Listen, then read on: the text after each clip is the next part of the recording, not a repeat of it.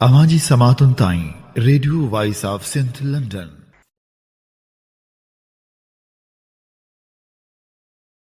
साईं सदाई करी मथे सिंध सुका दोस्त खातिरदार आलम सबाबाद करी अज वर्ल्ड सिंधी कांग्रेस के प्लेटफॉर्म का बरतानिया के कुल कस्टमर ऐं मज़लूम कौम के साथ सदनी ते शिरकत कई आहे। अज शहीद जो ॾियारो हीरोज़ ऑफ सिंध उन्हनि खे यादि करण खे भेटा जेका क़ौम पंहिंजे शहीदनि खे यादि रखे थी, शहीदनि जे कुर्बानीनि खे कॾहिं विलाइगान नथी रखे, उहा ई क़ौम अॻिते हली का असुलु तब्दीली आणे सघंदी। त अॼु असां हर साल जीअं असां काफ़ी सालनि खां कोशिशि कई आहे त वर्ल्ड सिंधी कांग्रेस जे तरफ़ां सिंध जे हीरोज़ खे भेटा ॾियण जे लाइ असां तक़रीबन हर साल मई जे विच में हीउ प्रोग्राम रखंदा आहियूं, जंहिंमें तव्हां दोस्तनि जी वॾी महिरबानी, तव्हां सभु जेके परे परे खां कुझु इस्तेमालु कई थी अचो था, छाकाणि इहो तमामु लाज़मी आहे। वर्ल्ड सिंधी कांग्रेस उन्हनि सिंधी माण्हुनि जे लाइ उत्साह आहे, छाकाणि हीउ अहिड़ो कमु आहे जंहिंमें तव्हांखे ख़बर आहे त सिंध में जेका मारामारी आहे, रतोछान आहे, जेका माण्हुनि खे गुम करणु आहे, रस्तनि तां राति जे विच में विझी रहसनि जे राह खे जेको सो रोकणु आहे, इवन जेकॾहिं को ख़ामोश एहतिजाज थिए थो ऐं को पुरअमन सिंधी हमेशह पुरअमन कोन कई आहे, पर असांजे पुरअमन एहतिजाजनि पुरअमन आवाज़ जेके असांजे इवन पॉलिटिकल त पंहिंजे जॻह ते सोशल इशूज़ लाइ कंहिं निकिरे थो त अहिड़ो डप ऐं गाह क्रिएट थो कयो वञे जो माण्हुनि खे ईसाई माण्हुनि खे गुम थो कयो वञे। न सिर्फ़ु मर्दनि पर असांजे रोडनि ते असांजे नंढनि ॿारनि उन्हनि ते रोडनि ते प्रेस क्लब जे विच में जिते का बि इजाज़त न हूंदी आहे पुलिस खे अचण जी, त उते जेको असांजे माण्हुनि सां ज़ुल्म कंदा आहिनि, त उन्हनि जी यादि उन्हनि जो उत्साह आहे। वर्ल्ड सिंधी कांग्रेस बैन अल-अक़वामी तौर ते उन्हनि जो साथ ॾियण लाइ, उन्हनि जो फर्ज़लो थियण लाइ हिते गॾु थींदा आहियूं असां हर साल, ऐं जंहिंमें दोस्त न सिर्फ़ु सिंधी पर दोस्त जेको जो बलोच, पश्तून, कश्मीरी ऐं जेके प्रेस नेशन्स आहिनि पाकिस्तान जूं, उहे असां सां गॾु थी हिन सभु में सॾु ॾींदियूं आहिनि। त अॼु असां सभु जेको जो 16 मई 2026 ते वर्ल्ड सिंधी कांग्रेस जे प्लेटफॉर्म ते हिते गॾु थिया आहियूं शहीद खे भेटा ॾियण लाइ। तव्हां सभिनी जी महिरबानी। असां पंहिंजे प्रोग्राम जी शुरूआति सिंधु देश जे क़ौमी तराने सां कंदा आहियूं, तंहिं करे आउं गुज़ारिश कंदुसि जेको सजन चना नशारी ऐं शाइर चना खे कोई अचनि ऐं सिंध धरतीअ जो क़ौमी तरानो पेश करे जेको जो प्रोग्राम जो आगाज़ कयूं।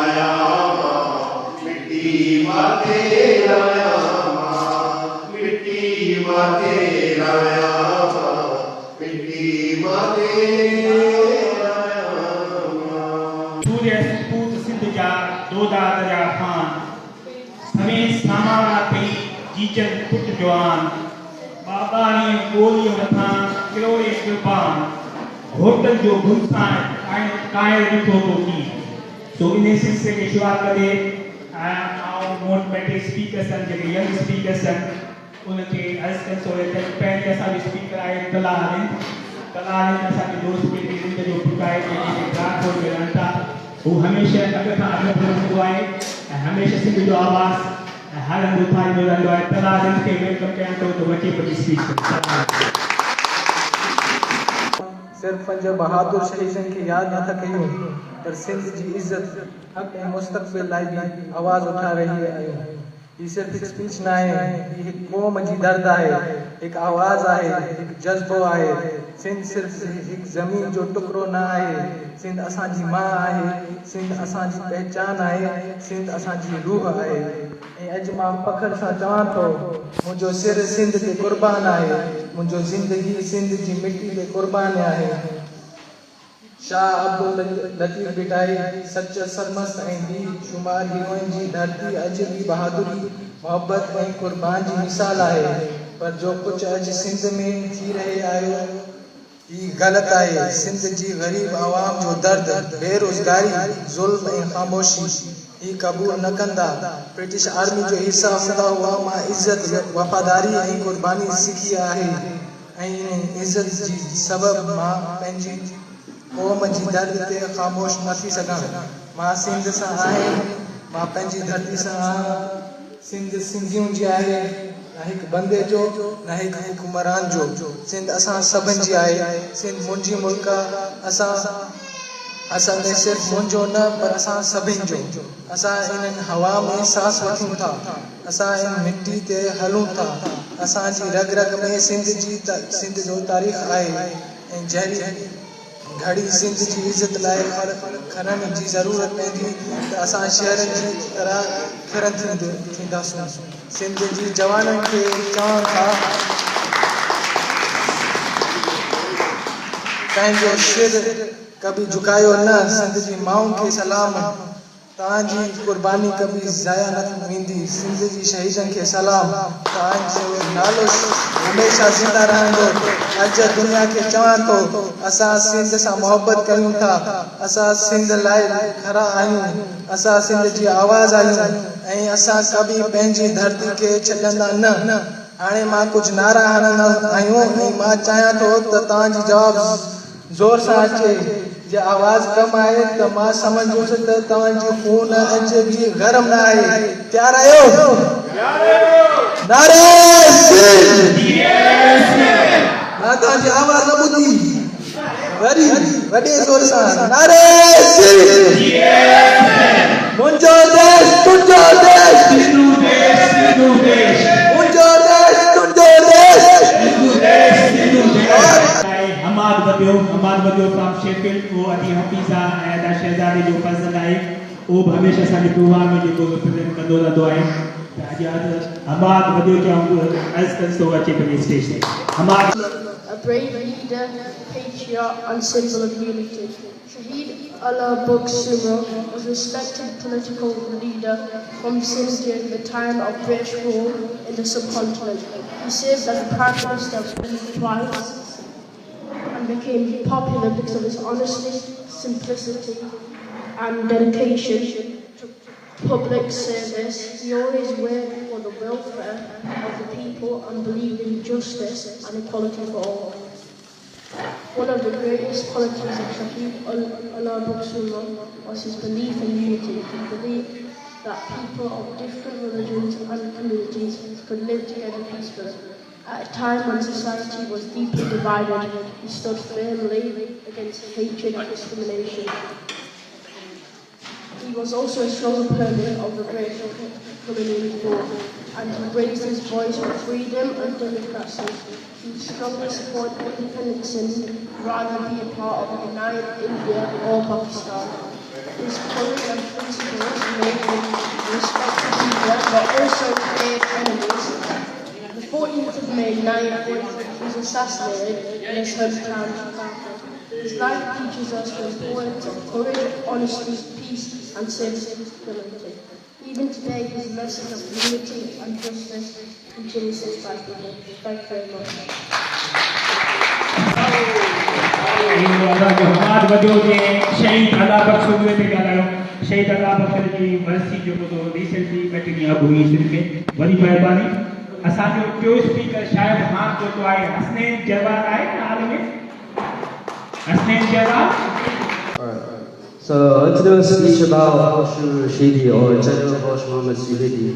He was the supreme commander of Sindh's army. He engaged in the battle in Hyderabad in 1843. And on the 24th of March, his army fought the British forces under Sir Charles James Napier and was martyred during the battle. Moments before his death, he called out, "We will die, but we will not give Sindh." Then I'd like to do an entry about Mai Jindo, who was a labourer woman from Dindo Bahawal, whose 2 sons and son-in-law were killed by a Pakistani army detachment alongside with 7 other villagers in 1992. Because the farmers were involved in a land dispute. The Dindo Bahawal incident, they call it. Her daughters, Hakim Zadi and Zani, self-immolated, which is setting yourself on fire, in order to get the authorities to take over their brother's cases. The daughters self-immolated themselves on the 11th of September 1996. Bahadur and Mumtaz were shot alongside Haji Akram, the son-in-law. The army claimed that the villagers were like terrorists, which is completely wrong. And the detachment was commanded by Major Ashad Jamil, who was trialed by court-martial processes. He was sentenced to death in October 1996. Jamil was hanged in Hyderabad on the 28th of October. Mai Jindo was born in 1942 and was active in a campaign during 1992 until the 2000s. Many thanks. So, again, time began Dr. Hidayat Bhutto is a UK and Europe organizer of World Sindhi Congress.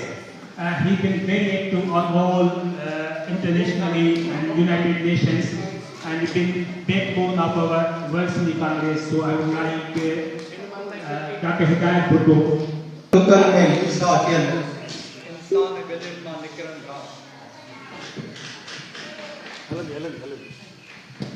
जंहिं वक़्तु लुकनि में लूसा टियल इंसान गलियुनि मां निकिरनि था जंहिं वक़्तु दुखनि में दूंहा टियल मज़दूर मिलनि मां निकिरनि था मां पंहिंजी तंद तपायां थो ऐं दर्द दिलनि मां निकिरनि था मूं आज़ादीअ जी ज़ेन हई मूं लाथा टोक ग़ुलामनि जा ही गीत हुया या जादू हा ज़ंजीर टुटा आयां मुंहिंजा था तुंहिंजा भारी बुर्ज लॻनि तूं हीणो आ हथियारनि सां तूं हीणो आ असां वर्ल्ड सिंधी कांग्रेस पारां ही जेको शहीदनि जो ॾींहुं आहे या जंहिंखे असां रिमेम्बरेंस डे चऊं था इहा रवायत असां केतिरनि सालनि खां वठी लिधी आहे त असां उन्हनि हीरोज़ खे जिन वतन लाइ पंहिंजी जान ॾिनी धरती लाइ पंहिंजी जान ॾिनी ऐं हिन ख़ौफ़ ऐं ही साचल माहौल में हुननि हिकिड़ी चिंड मारी ऐं पंहिंजी जान ॾेई असां में पैसा विझी विया उन्हनि खे उन्हनि जा क़ौमुनि जे मथां लखे अहसान ऐं उहे क़ौमूं ज़िंदा क़ौमूं हुयूं जेके पंहिंजे हीरोज़ खे पंहिंजनि शहीदनि खे यादि कंदियूं हुयूं ऐं उहे क़ौम मुर्दा क़ौमूं हुयूं जिन पंहिंजनि शहीदनि में हीरोज़ खे विसारे छॾियो असां उन्हनि खे कॾहिं बि न विसारींदासीं ही गुल जे असांजे धरती जे असांजे वतन जे लाइ जान ॾिनी उन्हनि खे असां कॾहिं बि न विसारींदासीं अॼु जेकी सिंध जी सूरत आहे पाकिस्तान में पाकिस्तान ठहण खां वठी अॼु ॾींहं ताईं सिंध जे ख़िलाफ़ साज़िशुनि जा अंबार जेके आहिनि क़ाइमु कया विया आहिनि ऐं उहे अॼु ॾींहं ताईं जेके आहिनि जारी ऐं सारी आहिनि ऐं उहे जेके पाकिस्तान ठहण सां कराची खे धार करणु हज़ारे सिंधी स्कूल बंदि करणु सिंधी ॿोलीअ ते पाबंदी 1 यूनिट जो क़याम ऐं सिंध जे वजूद जो इनकार करणु उन्हनि खां वठी सिलसिलो शुरू थो थिए सिंध जे वसीलनि ते कब्ज़ो ढंढू ऐं ढोरा तबाह करणु मंछुर जी हालत ॾिसो कींजर ऐं कालूजर तबाह करणु गुरबत जी लकीर खां हेठि जेके आहिनि असांजा 70% खां वधीक माण्हू अॼु रहनि था 50% खां मथे जेके आहिनि ॿार असांजा स्टंट करार ॾिना विया आहिनि इंटरनेशनल स्टडीज़ पारां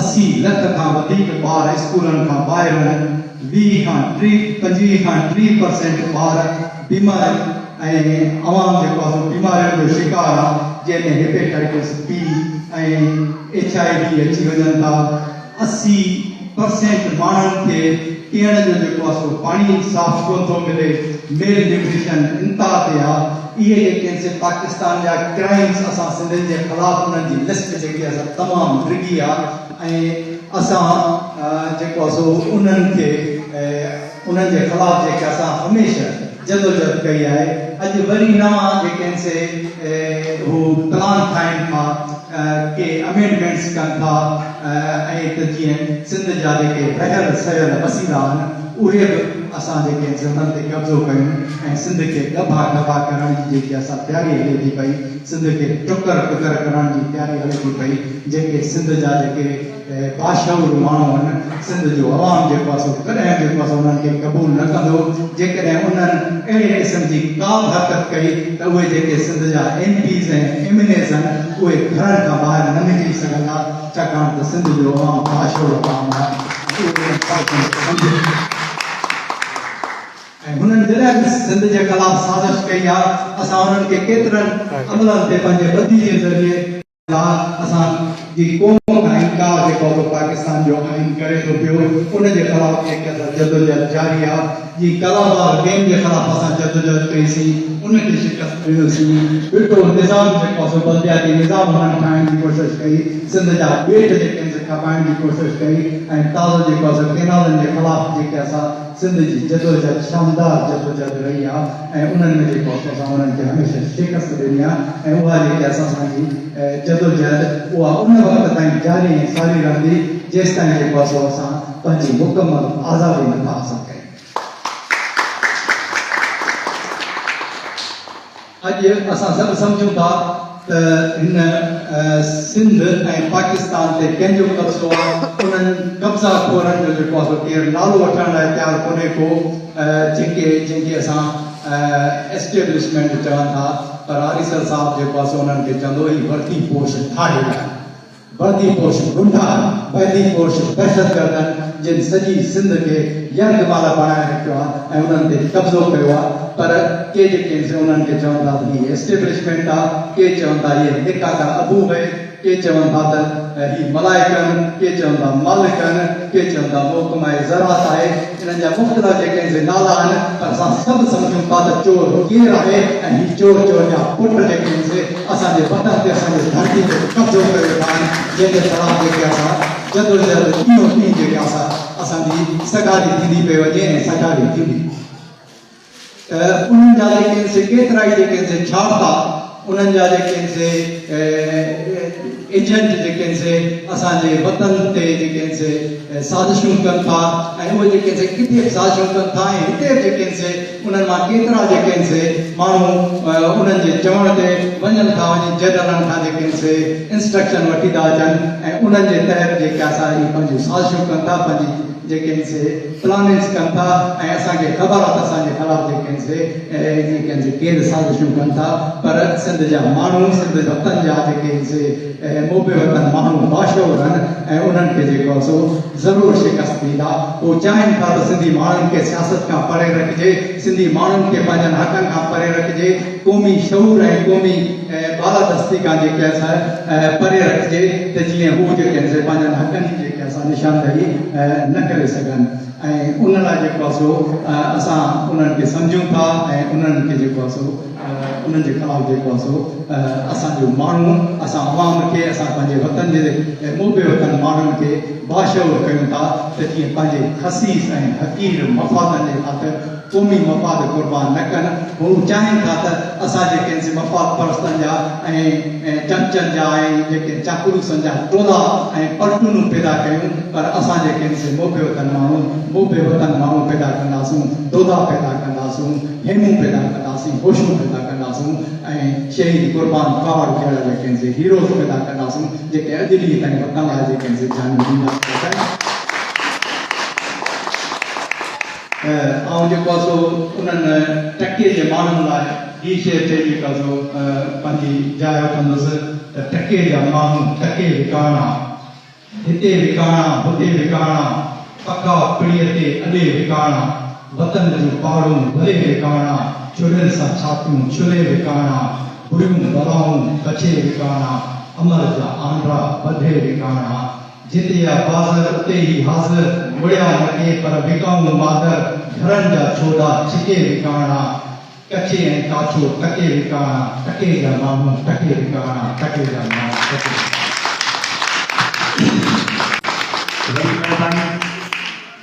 हुननि जी हाथ हलंदा आहे हुननि जी हाथ हलंदा सवान सिंधूअ जा हुननि रुख मोरिया कई त तक़दीरुनि जा तूफ़ान में अॼु असांजा ख़ुशनसीबी आहे त साईं सोभो ज्ञानचंदानी मेन ऑफ मोहन जो दड़ो जंहिंजो वॾो किरदारु रहियो आहे सिंध जे हिस्ट्रीअ में अॼु हुननि जी जेको जो ग्रांड डॉटर हुननि जी पोटी अॼु सोरठ कतना असांखे एडिनबरा खां जॉइन कयो आहे त अॼु सोरठ कतना खे अस्कन सो पंहिंजो कुझु ख़्याल जो इज़हार अॼु सोरठ कतना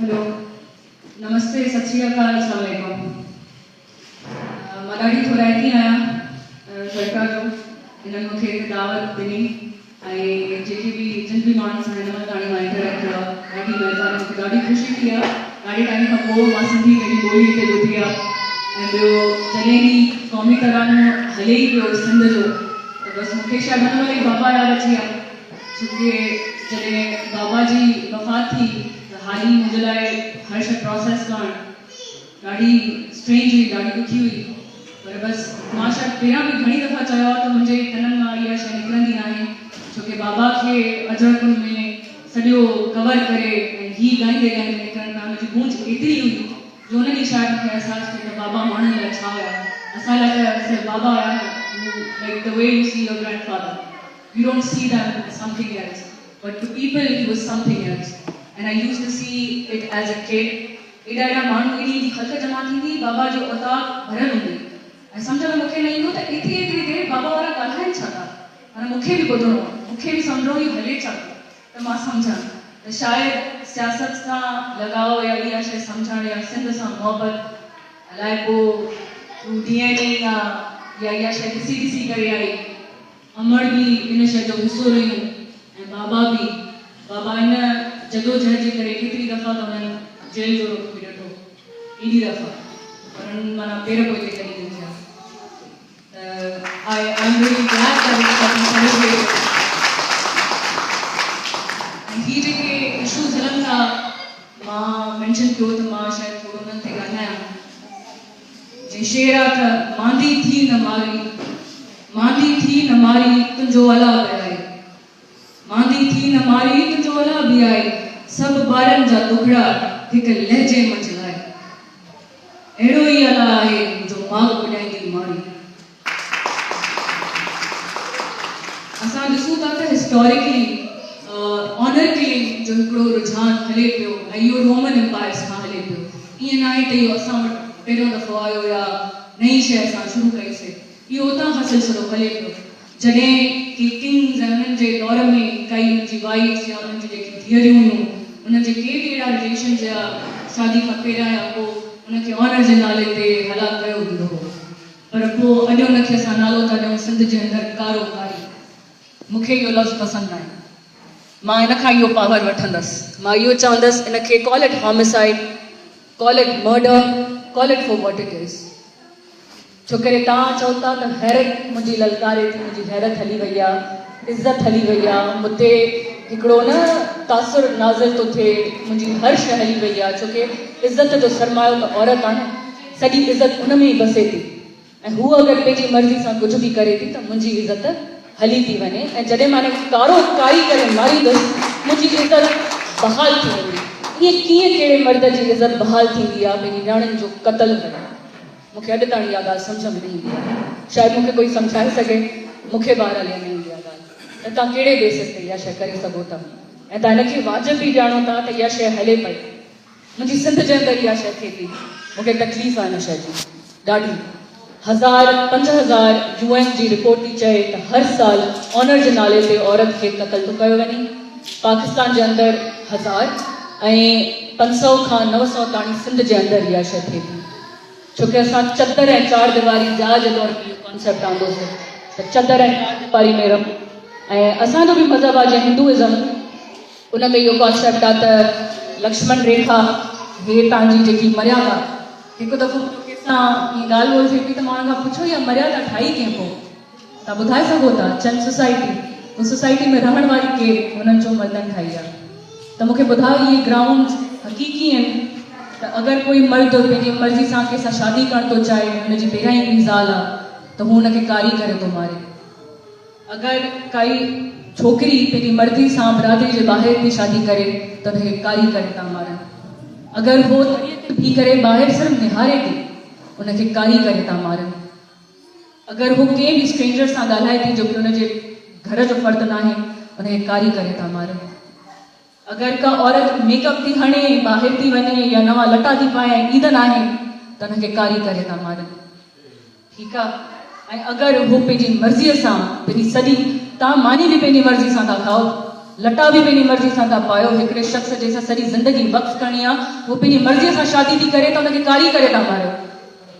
मूंखे हिकिड़े सवाल जो जवाबु सॼे रस्ते बि सम्झ में न आयो, मूंखे पुछिणो हुयो, शायदि ॾाढो मासूमाना सवाल आहे मुंहिंजो, त मूंखे कोई सम्झाए त जॾहिं अशरफुल मखलूक़ात जो दर्जो ॾिनो इंसाननि खे त हुन में ख़ुदा त बराबरी करे ॾिनो न, औरतनि ऐं मर्दनि ॿिन्ही खे चई आहे कई डिस्टिंक्शन त न मर्द आहे औरत न, छोकरि इहे कुझु मर्द त इहो ई था सम्झनि न त इहा औरत इंसान आहे, छोकरि इनखे ज़हन थोरी आहे पंहिंजो, हिनखे पंहिंजी सूझबूझ न आहे, हीअ पंहिंजी मर्ज़ी कीअं थी हलाए सघे, इहो त मूंखे ई हक़ हासिल आहे न। इहा औरत न आहे मुंहिंजे हथ जो खिलोनो आहे, इहे औरतूं न आहिनि मुंहिंजे पेट आहिनि। मां हिनखे ॿुधाईंदमि तूं कॾहिं शादी कंदीअ, केतिरी उमिरि में कंदीअ, कंहिंसां कंदीअ। तव्हां औरतियूं आहियो, मां अगरि उनजो मुड़ुसु आहियां त मां ॿुधाईंदमि तूं केतिरा ॿार पैदा कंदीअ। ईअं न हलंदी आहे त तोखे कारी ॾींदमि। हे अगरि हिकिड़ो शिजड़ो जेको अॼु ताईं ज़हन में नशी नथो थिए त ईअं छो आहे, छोकी सॼी सरमायो इज़त जो हुन में ई रहियल आहे। मूंखे इहो बि सम्झणो आहे त जॾहिं गैरत थी अचे या गैरत जो मेंशन थो अचे त तॾहिं इन मर्दनि खे, उन मर्द खे जंहिंजी सोच अहिड़ी आहे हुनखे गैरत तॾहिं छो नथी अचे जॾहिं हुनजी धीअ मुतालबो थी करे मूंखे इल्मु हासिलु करिणो आहे, त हुननि जा ख़्वाब पेरनि हेठां रोंदे हुनखे घरनि में विहारे हुननि खां इल्मु जी बि हक़ छिनियो थो वञे जेको हुनखे दीन बि ॾिए थो।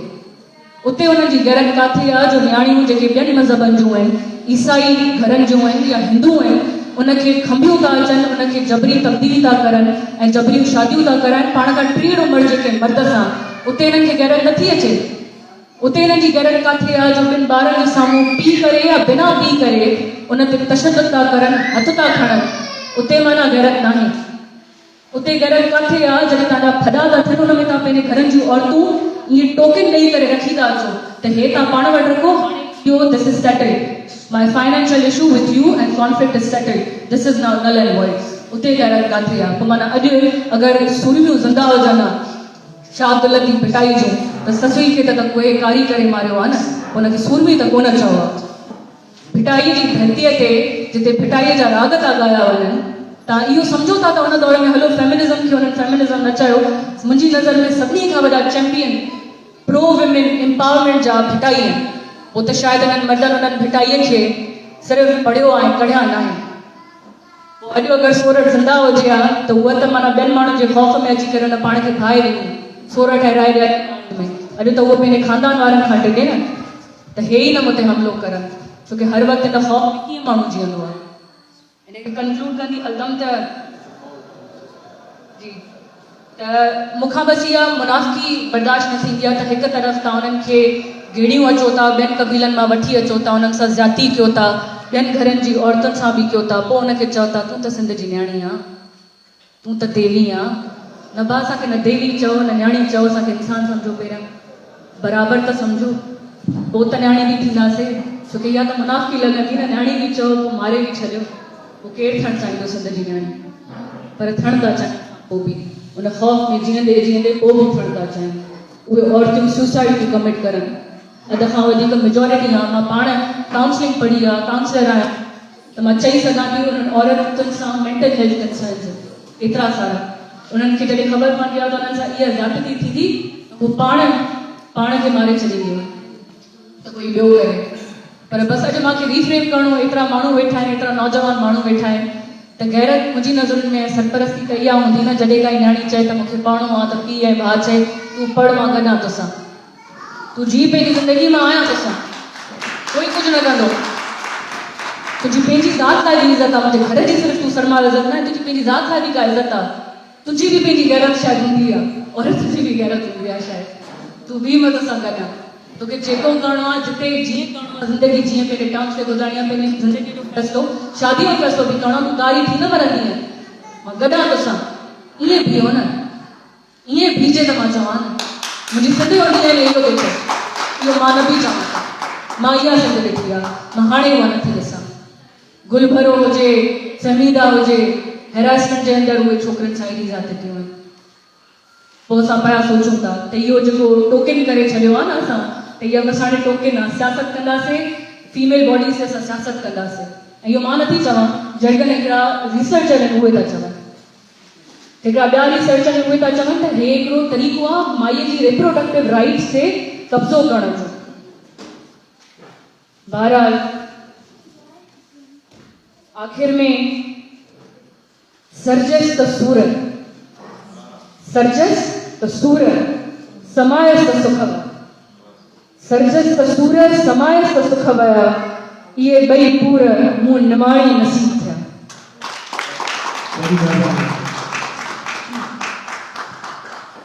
वरी महिरबानी कल्पना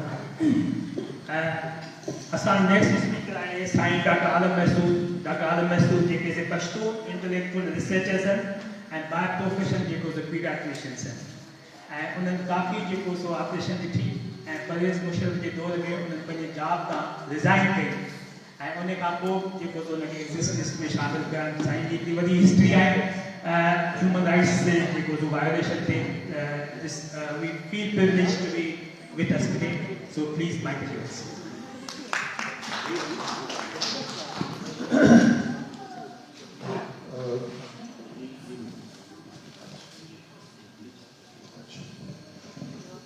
ख़वातीन हज़रात मेरा एक मसला है मैं primarily I am a teacher तो teacher is advise to address the back benches तो इसलिए वर्ल्ड सिंधी कांग्रेस के बारे में दवाना साहब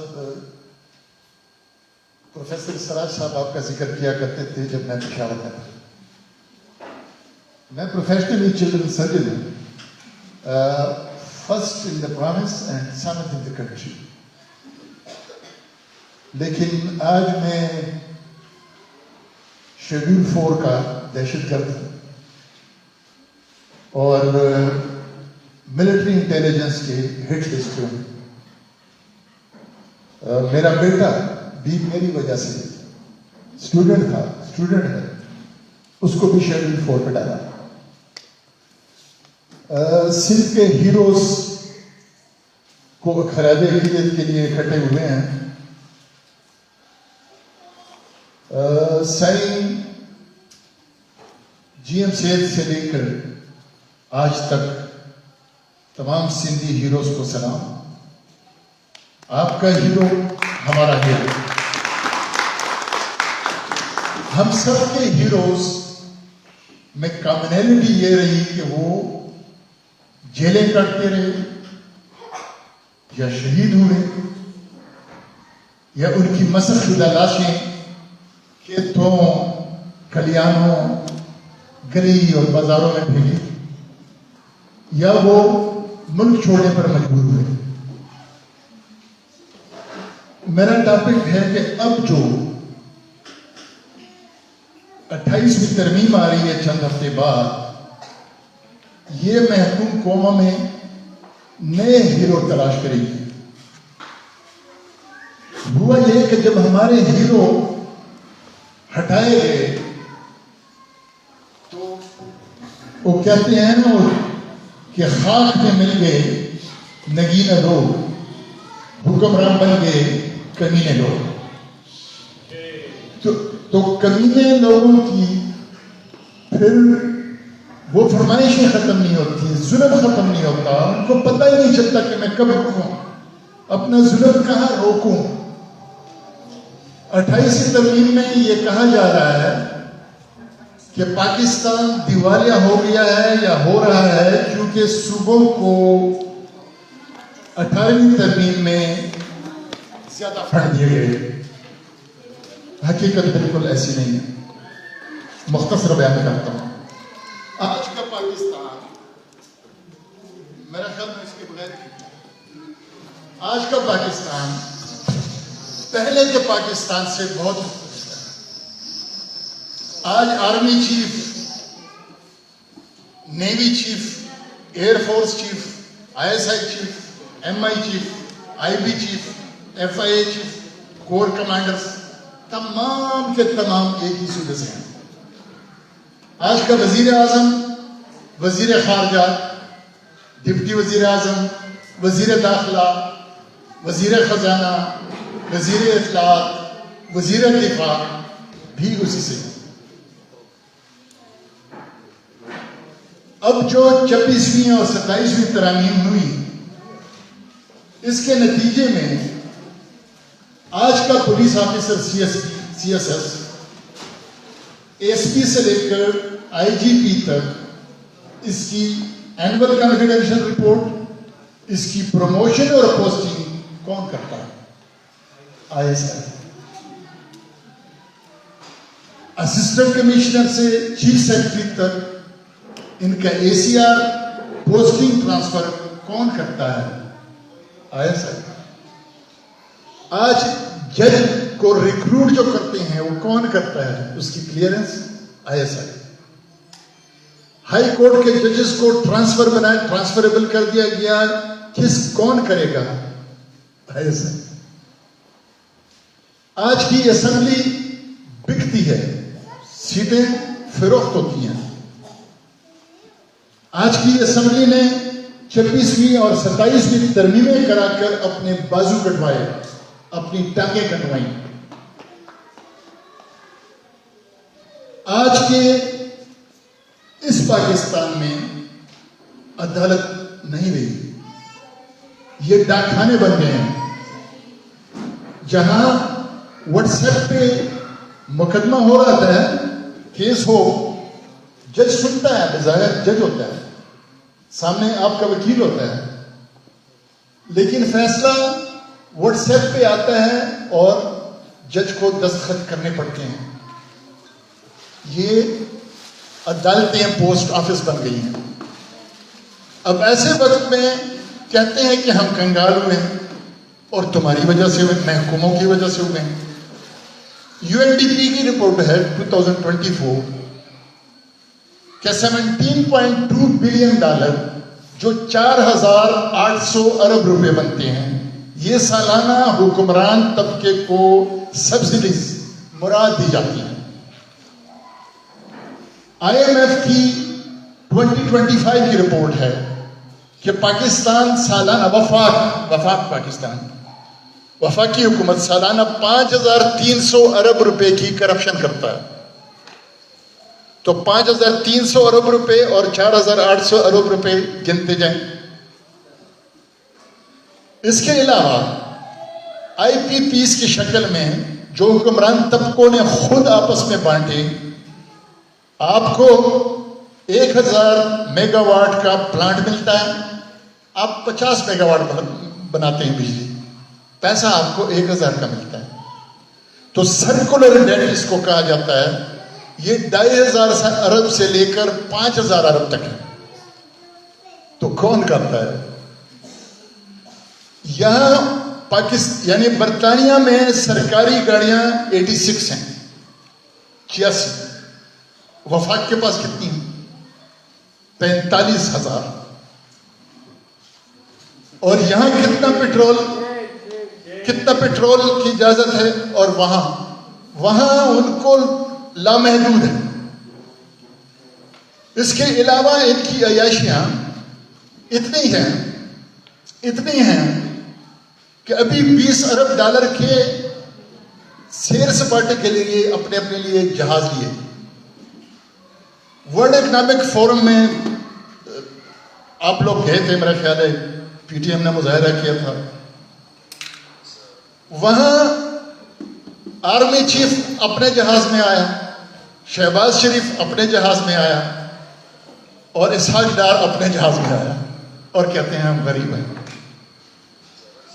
अब कर क्या रहे हैं कि NFC अवार्ड खत्म करो, वफाक का हिस्सा बढ़ाओ। 2010 में NFC अवार्ड बदला गया 18वीं तरमीम से। 2010 से पहले जो 62 साल थे उसमें वफाक 65% से लेकर 90% तक का लेता रहा। तो क्या किया?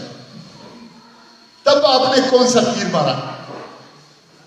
तो अब क्या फर्क पड़ जाएगा? तो इसी तरह 2010 के बाद NFC अवार्ड के बाद ये पापाजान पीजे, ये ऑस्ट्रेलिया के जजीरे, ये यूरोप के जजीरे तुम्हें न खरीदे, हमने तो नहीं खरीदे। ये पैसा तुम्हें जर्नलों को किधर से आया? और अब सूबे तकसीम करेंगे तो कैसे करेगा? हाफिज कैसे करेगा इसको? हर सूबे में जो काम की जगह है उसको छीनेगा। कराची छीनो। एक इसने और बात की है, आप लोग नारा लगाते हैं कि मरसूम मरसूम सिंधु न डेसो। वो कहते हैं सिंधु तो डेसो, यानी वो जबरदस्ती लेगा, नहरें निकालेगा। बलोचिस्तान में गवादर हमारा हो कहेगा, पसनी हमारा जो सी पोर्ट बनेगा। रेकोडेक जहां रेयर मिनरल्स हैं वहां पस्ती से कहते हैं वाल ऑफ सड़क बनाएंगे और वो भी हमारा होगा। यानी किसके एजेंट में होगा? सूबे तकसीम होंगे तो वो कोई कर्नल और ब्रिगेडियर इसको चलाएगा बुनियादी तौर पर। और वो चीज यही सूरत हाल हमारे यहाँ खैबर पख्तूनख्वा में। जो काम की चीज है, जो मुनाफे की चीज है ये उसकी, जो घाटे की चीज है वो हमारी। नहीं भाईजान, ऐसे नहीं होगा, ऐसे नहीं हो सकता। जुल्म रहे और अमन भी हो, क्या मुमकिन है तुम ही कहो। और अमन की बात, आप तो अमन पसंद लोग हैं, लेकिन आखिर में सिर्फ ये कहना चाहता हूं कि हमें जरूरत है इस बात की कि डायस्पोरा के तौर पर इसके खिलाफ आवाजें उठाएं, मजीद मुनज़्ज़म हो जाएं। और एक कुदरती चीज जो मुझे नजर आती है कि इस रियासत ने हर उस शख्स को जिसने ज़मीन की बात की, जिसने जमहूरियत की बात की, जिसने इंसानी हकूक की बात की, जिसने कौमी हकूक की बात की, उनको रोन डाला अपनी तरफ से। उनकी लाशें खेतों, गलियों,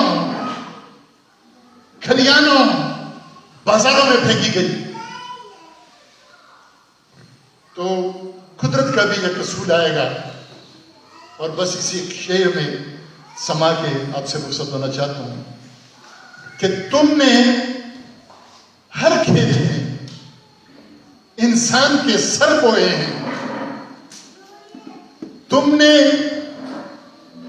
पाकिस्तान के जर्नेलों, तुमने हर खेत में इंसान के सर बोए हैं। अब जमीन खून उगलती है तो शिकवा कैसे?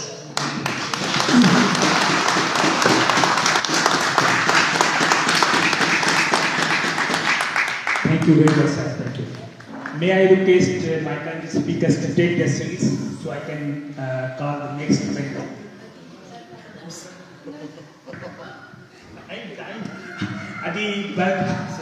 Adi Zarda असांजे यूके जी organising committee world city congress जी मेंबर आहे ऐं असांखे गुज़िरियल 2 साल खां जॉइन कयो, हिन कॉन्फ्रेंस में बि रहिया।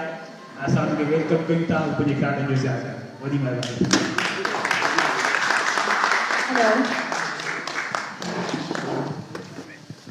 असांजे कठिन पननि जी नज़र उन्हीअ ते दुश्मननि जी लिकी लिकी विया वकोड़े वेरी। कथन ते कोसी रखी विया केरी, कथन ते कोसी रखी विया केरी। दुखी दुखी जा भरी पई आ, दुखी दुखी जा भरी पई आ, ज़बान रत सां भरी पई आ। अॼु असां हिते पंहिंजे क़ौमी शहीदनि जो ॾिहाड़ो मल्हाइण जे लाइ गॾु थिया आहियूं। उहे शहीद जंहिं पंहिंजे वतन जी आज़ादी, ख़ुशहाली ऐं बका जे लाइ पंहिंजो रत जो आख़िरी फुड़ो ॾेई पंहिंजो सर क़ुर्बान करे छॾियो। अॼु मां हिन स्टेज तां उन्हनि ज़ालिम हुकुमराननि ऐं वक़्त जे यज़ीदनि सां मुख़ातिब थी करे चवां थी त शहीद कॾहिं बि मरंदा न आहिनि। शहीद पंहिंजे वतन जी लॼ रखण लाइ तकलीफ़ूं ऐं अज़ियतूं त सहे थो, पर हू कॾहिं बि झुकी नथो सघे। पर अव्हां मुअल आहियो, छो त अव्हां जी ज़मीर मरी चुकी आहे। अव्हां इहो सम्झो था त अव्हां असांजे क़ौमी कारकुननि खे खंभे गुम करे उन्हनि खे अज़ियतूं ॾेई करे तव्हां असांखे असांजे मक़सद तां हटाए सघंदव त इहा अव्हां जी भुल आहे। अव्हां असांखे जेतिरो टार्चर कंदा, जेतिरियूं अज़ियतूं ॾींदा, असां अञा वधीक ताक़त सां उभरी साम्हूं ईंदासीं। अॼु सुबुह जो जॾहिं मां हिन फंक्शन जे लाइ तयारु थी रही हुयसि त कंहिं मूंखां पुछियो त तूं ही रंग छो पाए रही आहीं जॾहिं त अॼु शहीदनि जो ॾिहाड़ो आहे, अॼु पुटनि खे यादि करण जो ॾींहुं आहे, त तो को नीरो या को कारो वॻो पाए हली हा त बहितर हुयो। मूंखे लुड़क लिकाए करे जवाबु ॾिनो त हीउ रंग असांजे उन्हनि शहीदनि जो रंग आहे जंहिंजो आख़िरी फुड़ो जंहिंजी ख़ुशबू असांजे सिंध धरतीअ मां महकी रही आहे। ही उहो रंग आहे जेको असांजे नज़ीर, बशीर, हैमू कालाणी ऐं राजा ॾाहिर जो रत आहे, जंहिं पंहिंजे जो रंग आहे उनजा लाश त असांखे ॾिना विया, पर उन्हनि जा ख्वाब अॼु बि असांजे अखियुनि में ज़िंदा आहिनि।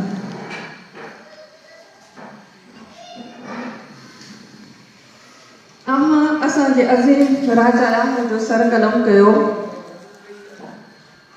ऐं हुन सिंध जे वहदत लाइ, हुन इज़त जे लाइ पंहिंजो पूरो ख़ानदान क़ुर्बान कयो, पर हुन राजा ॾाहिर जो अज़म अॼु बि ज़िंदा आहे ऐं असीं उन ॾाहिर जा वारिस आहियूं जेको अॼु बि सिंध जे सरहदनि ते दुश्मननि आॾो दीवार बणिजी बीठो आहे। अव्हां असां खां असांजे 19 सालनि जो हैमू कालाणी खे फांसी ॾिनी। जॾहिं हुनखे फाहीअ जे रंगीअ ते चाढ़ियो वियो त हुन जे मुर्ख फाही ॾींदड़ जे लिंगनि खे कांडारे छॾियो।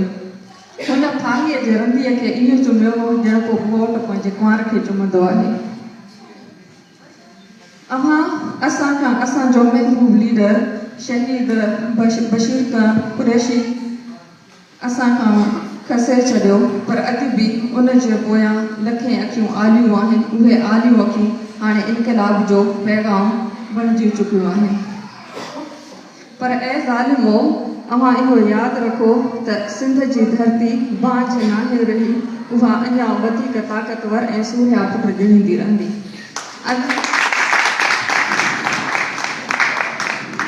अॼु मां हिन स्टेज तां उन्हनि अज़ीम शहीदनि जे मारुनि खे बि भेटा पेश कयां थी जिन अहिड़नि जोधनि पुटनि खे जनमु ॾिनो। मां चाहियां थी त मां उन्हनि जे पेर जे ख़ाक खे पंहिंजो सुरमूं बणायां जंहिं अहिड़ा पुट ॼणिया।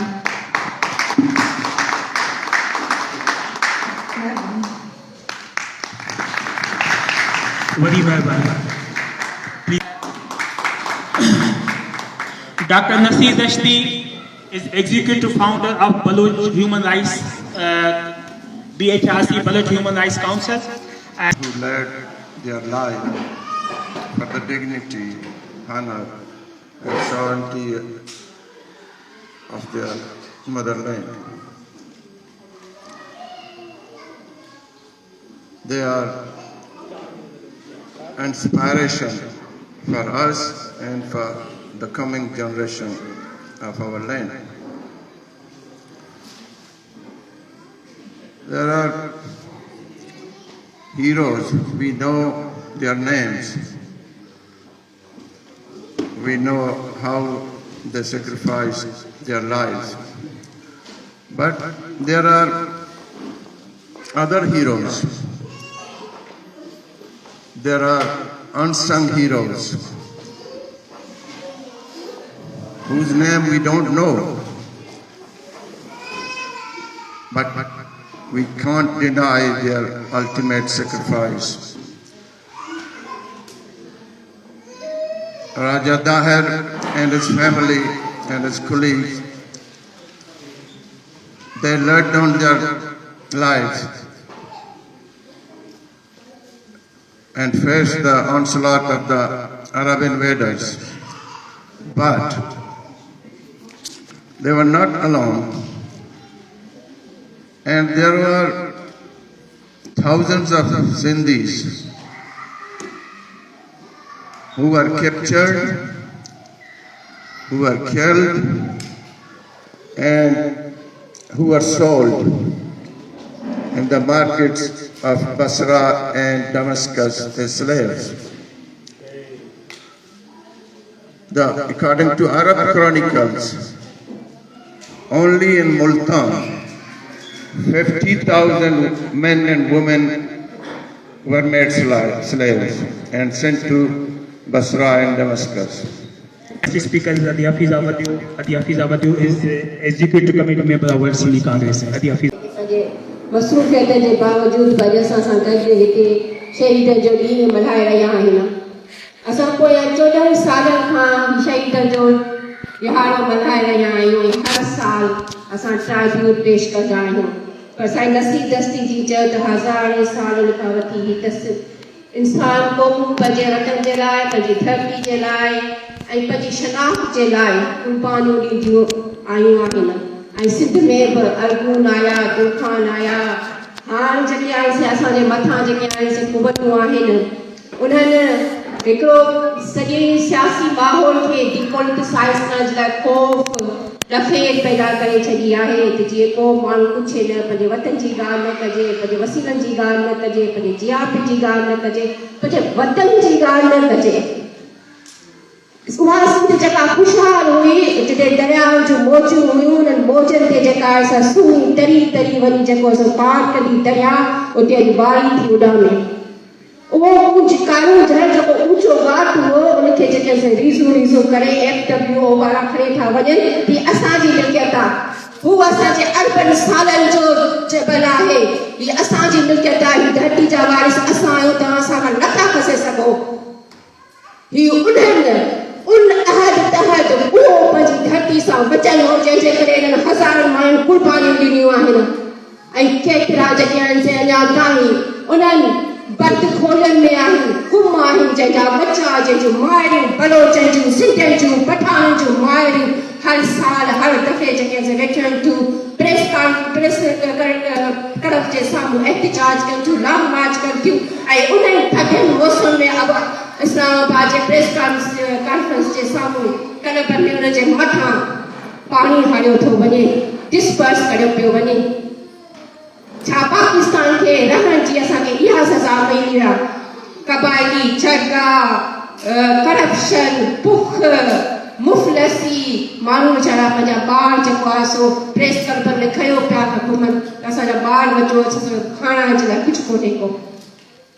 हीअं ॻाल्हि पई कोमल त अॼु फिज़ा जेका आहे सा मोड़ो इंसिडेंट्स में 2 महीना जेको असां हुते करो चढ़ियो पियो, कंहिंखे अचण जी वञण जी इजाज़त कोन हुई।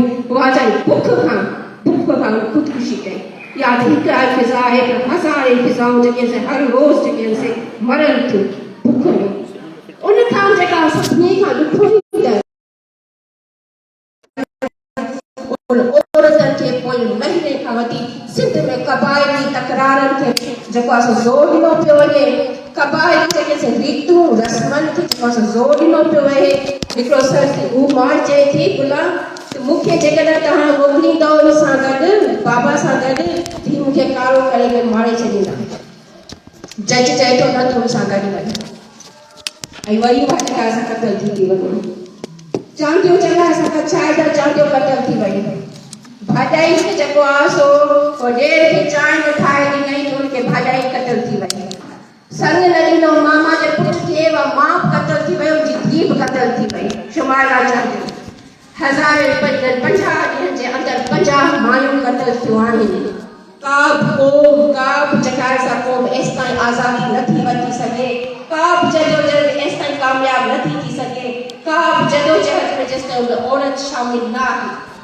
असांखे पंहिंजे औरतुनि जो तहफ़ुज़ करणो पवंदो, असांखे पंहिंजे नियाणियुनि जो तहफ़ुज़ करणो पवंदो, असांखे इन क़बाइली रीतनि रस्मनि मुद्दे ख़ारिज उन्हनि खे पेरनि जे हथां चॿाड़े पंहिंजे लाइ पंहिंजे नियाणियुनि खे तहफ़ुज़ ॾियणो पवंदो। जेकॾहिं इहा औरत आज़ादु हूंदी, आज़ाद ऐं सेहतमंद ॿार ॼणंदी, उहा आज़ाद ऐं सेहतमंद ॿार जेके असीं धरती खे आज़ादु कंदा ऐं उहे 16 पुट पैदा थींदा जीअं बशीर खान कुरैशी, जीअं कुर्बान सराय ऐं ॿिया हज़ारे गुमनाम जेके असीं शहीद थी विया आहिनि।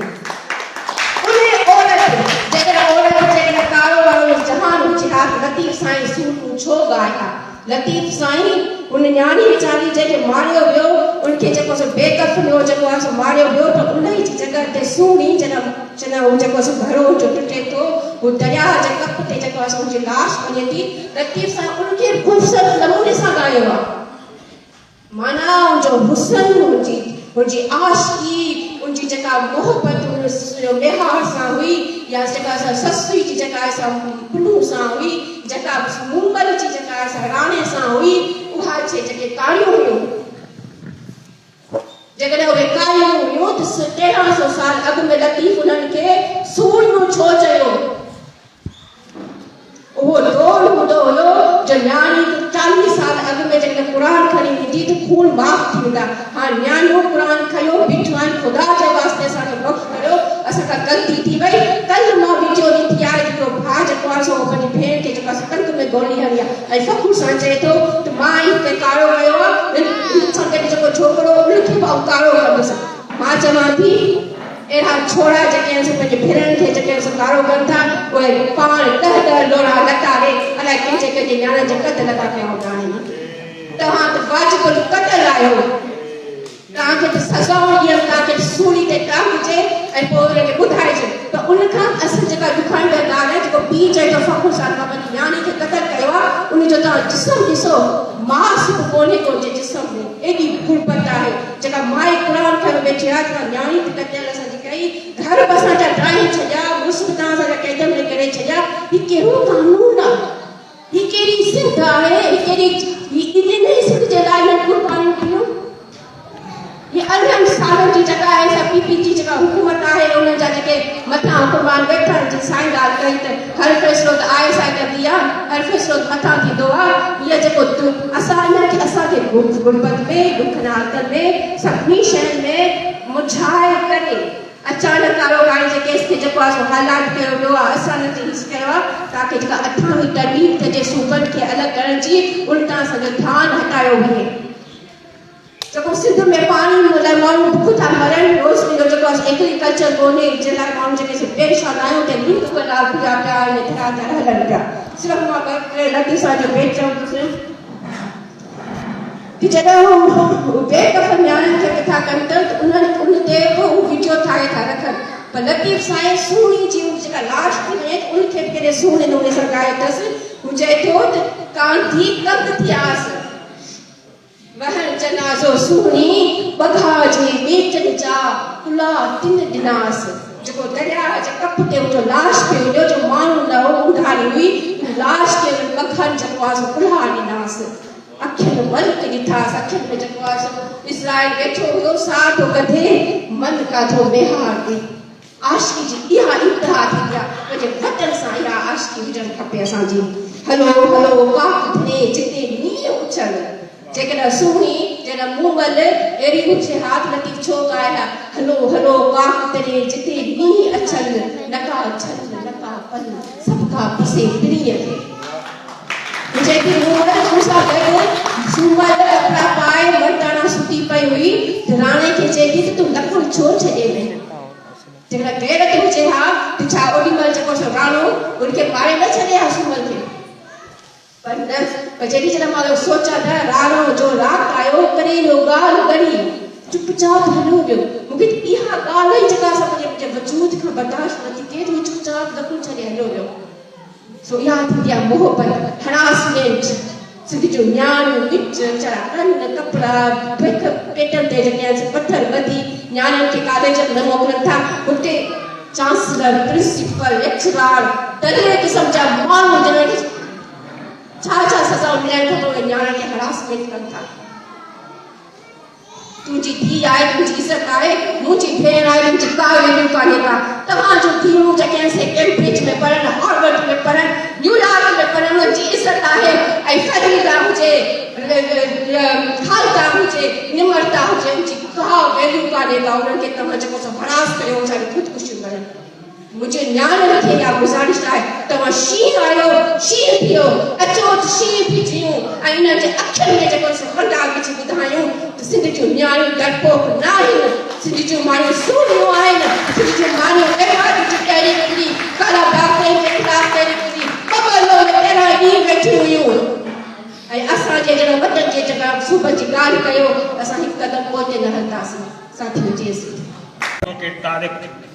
Yusuf Zai, Advocate Tariq Yusuf Zai is a Pashtun nationalist and human rights activist.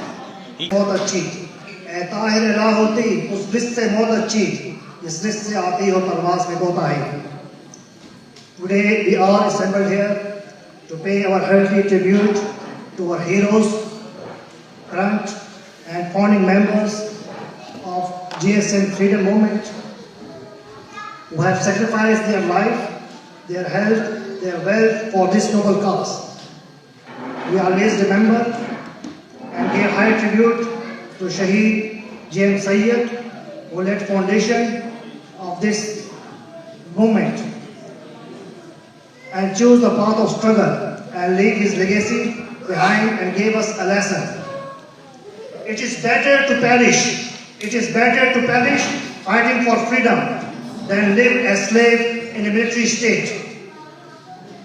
He spent almost half of his life in prison fighting for his ideology, Sindhu Desh, culture, language, and for the protection of his ancient inherited inter-urban civilization of Mohenjo-daro in the present Malkana district around 4500 BC. This region of Sindh has a vast boundaries. It covers the areas of district Lasgela of Balochistan, southern Punjab of Pakistan, and Kutch region of India. This land, the Sindh, it has prominent saints and poets like Shah Abdul Latif Bhitai, Lord Shahbaz Kananda, Abdullah Shah Ghazi, Juelal. Sindh region was an ancient independent country of the world, much larger and sharing the era of Egypt and Mesopotamia. It is one of the UNESCO World Heritage or cultural site of intra-urban civilization on this planet. Since 4,500 years up to 1843, Sindh was an independent state, a country. British Empire's colonies, East India Company conquered it in 1843. In 1947, British Empire established a military state called Pakistan for its geostrategic and political interest in the region. Saim Manzoor Baloch is president of Baloch National Movement (BNM) of the UK chapter. He's been very politically active since his childhood, and he strongly believes in independent Balochistan. And बावकार programme heroes of the Sindh में शिरकत और अपने ख्यालात के इजहार करने का मौका फराहम किया। मैं समझता हूँ कि ये महज एक यादगारी तकरीब नहीं बल्कि तारीख, मुज़ाहिमत, कौमी वकार और सिंधु देश की इज्तिमाई शऊर की एक जिंदा अलामत है। दोस्तों और साथियों, सिंध महज एक जोग्राफिया नहीं बल्कि हजारों बरसों पर मुहित इंसानी तहजीब, शऊर, मोहब्बत, मुज़ाहिमत और इल्म का इस्तिआरा है। मोहनजोदड़ो की सरजमीन ने इस खित्ते को तमद्दुन, तिजारत, फन, जुबान और इंसान दोस्ती की ऐसी बुनियादी फराहम की है जिन पर पूरी दुनिया फख्र कर सकता है। सिंधुदोय सिंधु देश की सरजमीन में सिर्फ सिंधु दरिया बहता नहीं, यहाँ तारीख बहती है, शायरी सांस लेती है और आजादी की ख्वाब नस्ल दर नस्ल मुंतकिल होते हैं। ये वो धरती है जिसने शाह अब्दुल लतीफ बिचाई जैसे अजीम सूफी शायर को जन्म दिया, जिसने मोहब्बत, मुज़ाहिमत और इंसानी वकार को अपनी शायरी का महवर बनाया।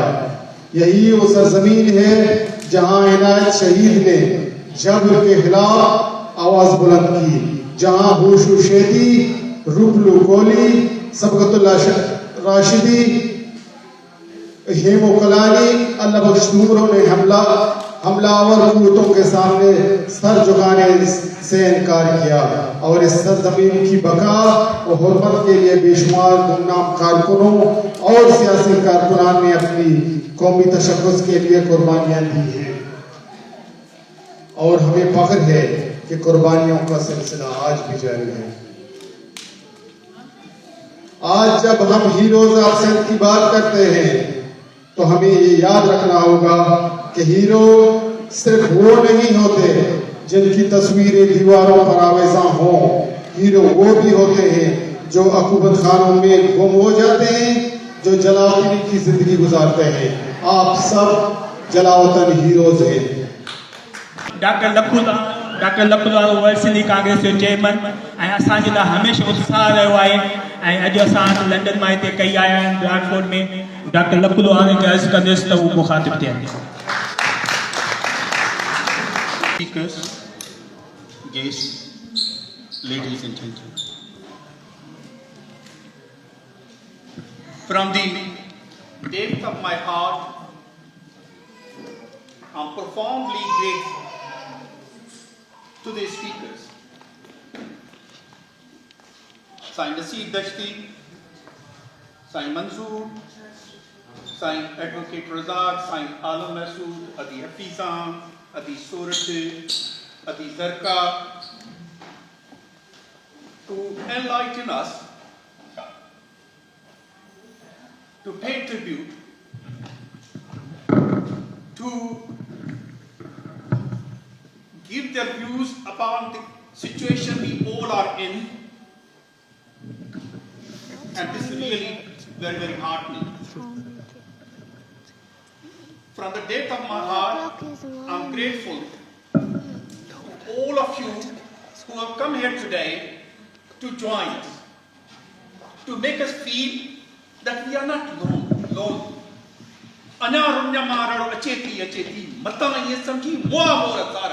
Still people are there. We are there. So when you come and join us, we feel we are not alone. And last but not the least, at the end of the day, we came here at 12 and we might leave by 5, 6 o'clock. But the work that has gone into this, I mean, these days of work, hard work, commitment, contributions. Ada Haq, Ada Kul, Ada Ali, Ada Rauf, Ada Sikandar, Ada Sattar. They've done enormous work to make this happen. पर बेटा जी शराय तो मोहब्बत विदुआ मामरे न त केर कशाला कटे.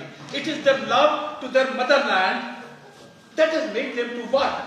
Otherwise, they might have gone to do a shift and would have earned a few £100. But no, they work for days and nights to make this happen.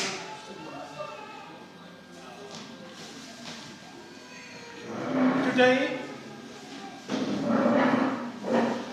we have come to remember our heroes, our martyrs. Sheikh Ashura, जो सावडे तो नंगनते, जो सावडे तो नंगनते, ऐं पंहिंजनि सूबनि जगनि ते, ऐं पंहिंजी खेती पोखीअ ते, ऐं पंहिंजी रीत अनोखीअ ते, सो माण्हू मूं न मरणु. Those who give their lives,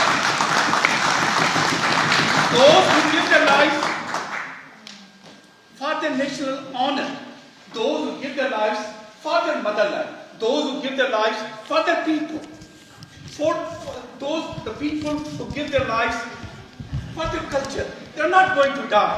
They will not die.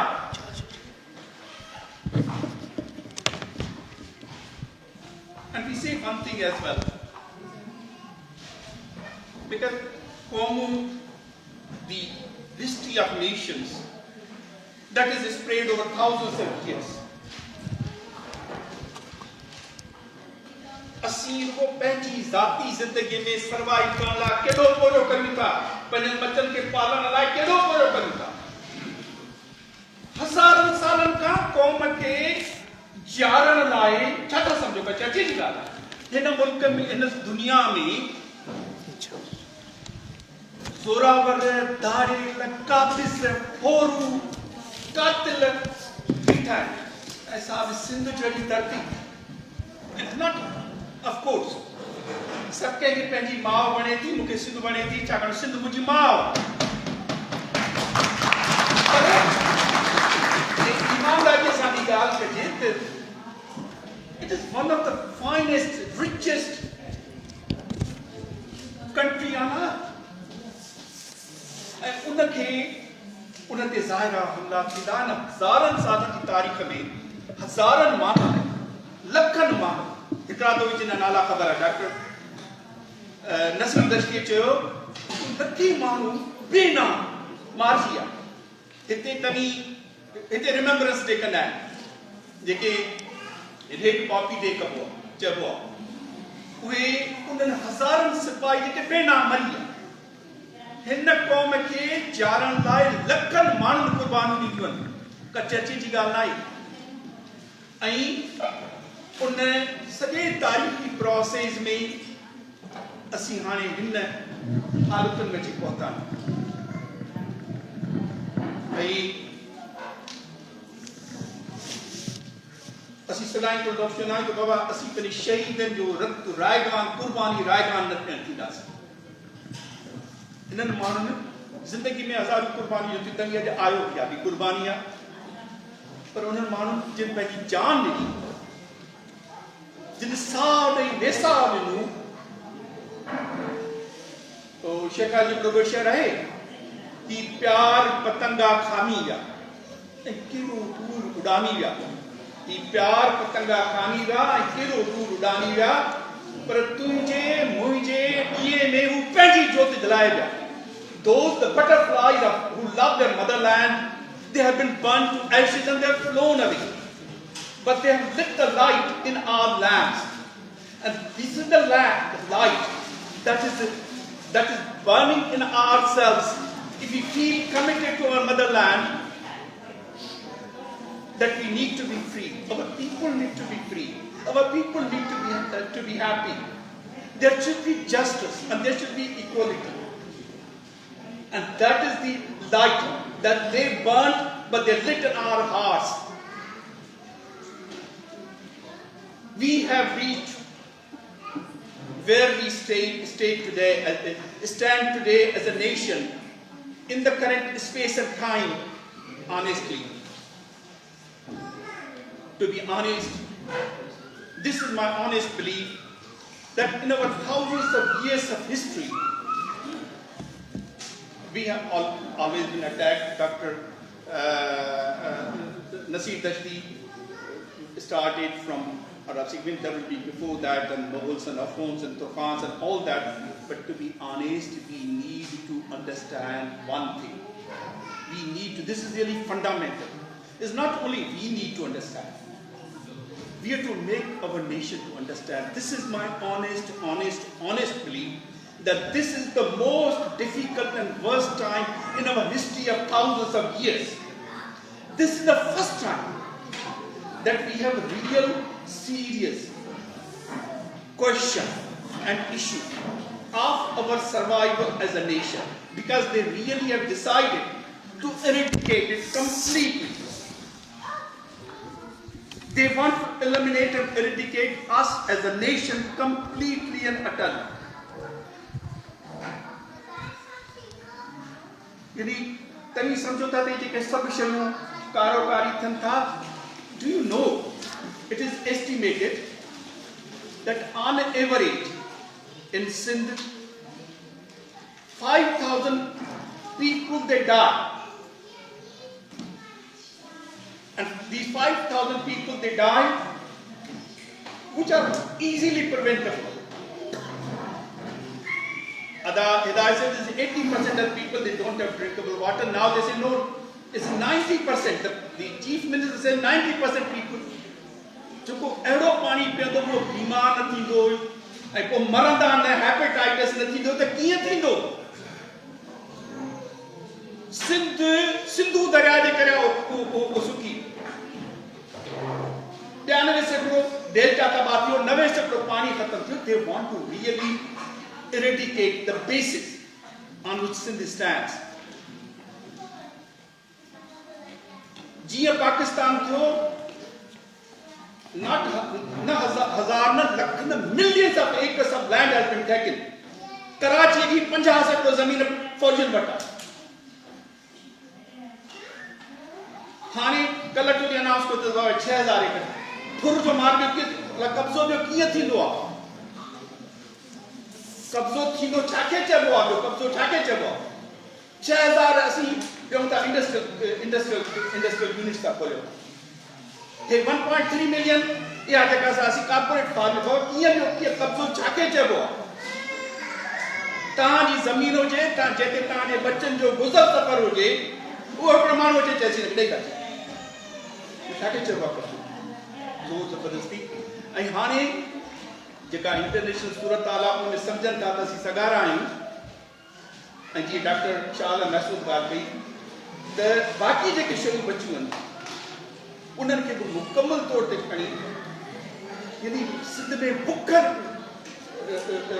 जेको सो काहे पई आहे लिटरली माण्हू मरनि था बीमारियुनि में बुख में बेरोज़गारीअ में ख़ुदकशी जा केस नौजवान माण्हू डेली इहे सभु इंटर रिलेटेड आहिनि इहो कारोकारी ऐं वॾेरा जेके उन ते पलजनि था छाकाणि दुनिया में किथे बि इहो कोन्हे थियो त जॾहिं को क़ाबिज़ कुवत हुजे उहा क़ाबिज़ कुवत सवाइ मक़ामी कोलैबोरेटर्स खां सवाइ हुकूमत खां सवाइ कॾहिं बि कान थी आहे अंग्रेज़ दौर में कोन आहे अरबन तूफ़ान दौर में कोन आहे अरबन जे दौर में कोन आहे मुग़लनि जे दौर में कोन आहे हर दौर में पर अहिड़ा इंसान दुश्मन वतन दुश्मन अवाम दुश्मन जेके का परवाह कान्हे हड़ मरी वञूं उहे का परवाह ॾाढी कॾहिं कॾहिं ॾुखी ॻाल्हि थींदी आहे तव्हीं ते रहो था न सुखिया सकाब आहियो रिलेटिवली कोई दानिश्वर हो चयो उन्हनि माण्हुनि खे कहिड़ी ख़बर बुख जी जिन बुख सिर्फ़ 12 दरिया मां बि ॾिठी त बि सुखिया सकाब तव्हांखे ख़बर ई कान्हे त जॾहिं कंहिंजे घर में बुख थिए थी उनजा बच्चा बुख ते रड़नि था ऐं मरनि था बुख जे करे अचो ही माण्हू असां ते फर्ज़ बि करे विया आहिनि असां ते कर्ज़ छॾे विया आहिनि त तव्हीं असांजी कुर्बानी खे रायगान थियणु ॾींदो या न ॾींदो ही रुॻो हिननि जो कोन्हे इहो असांजे हज़ारनि सालनि जे जेके करोड़ा माण्हू जेके असां ॻाल्हाया विया त असां तव्हांखे मुल्क ॾिनूं वतन ॾिनूं धरती ॾिनी तव्हां कयो छा ऐं हीअ जेका ॾुखी सूरत we are going to face a very difficult situation and it's really very important to perceive that now and to prepare for it now. जिंदगी में हज़ारे कमन गुज़र सफ़रा बार पालना सब गालियूं करियूं पर वतन खे केरु सारींदो वतन खे केरु बचाईंदो तारीख़ खे केरु बचाईंदो धरती खे केरु बचाईंदो हिननि शहीदनि जे खून खे रायगान थियण खां केरु बचाईंदो इहा असांजी जवाबदारी जज्बाती ॻाल्हि आहे तमामु ईमानदारीअ सां बुर्दबारीअ सां एके सां उते छाकाणि बुनियादी तौर ते हुन हर उहा शइ जेको नैरेटिव हुननि फैलायो आहे आस्ते आस्ते जेकॾहिं असीं हुनखे अॼु आहिस्ते डॉक्टर नसीब दश्तीअ सां त जेकॾहिं नैरेटिव जेको फैलायूं था जेको हुननि फैलायो जेकॾहिं असीं काउंटर नैरेटिव न ॾींदासूं त हुनजो जेको कूड़ आहे उहो हली वेंदो असांखे ख़बर ई कान्हे माण्हुनि खे वो जेको बेटा जी शहरत पाड़े ना है पलूड़ तक रात रजाई गुज़री माण्हू डेली बेसिस ते मरन था डेली बेसिस ते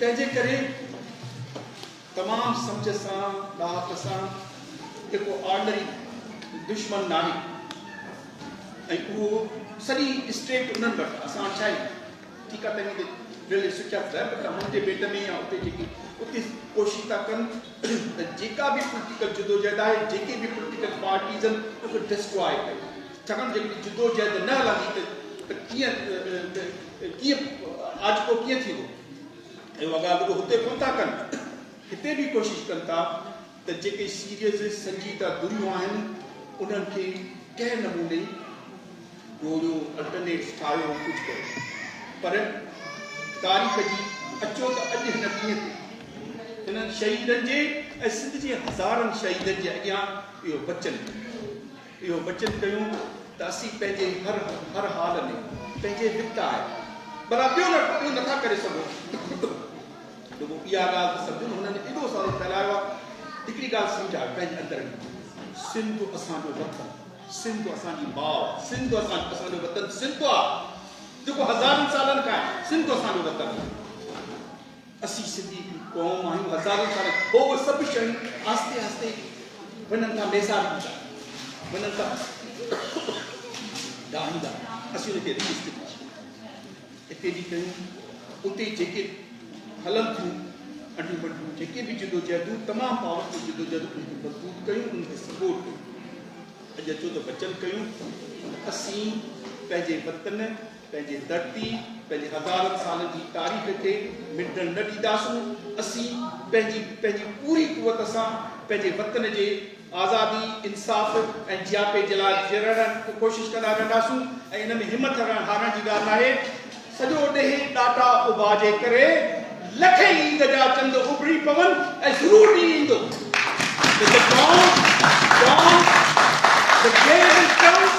The day will come when the dawn of freedom and justice will rise on our motherland and the reddish that you see on the sky will be filled with the blood of the sky.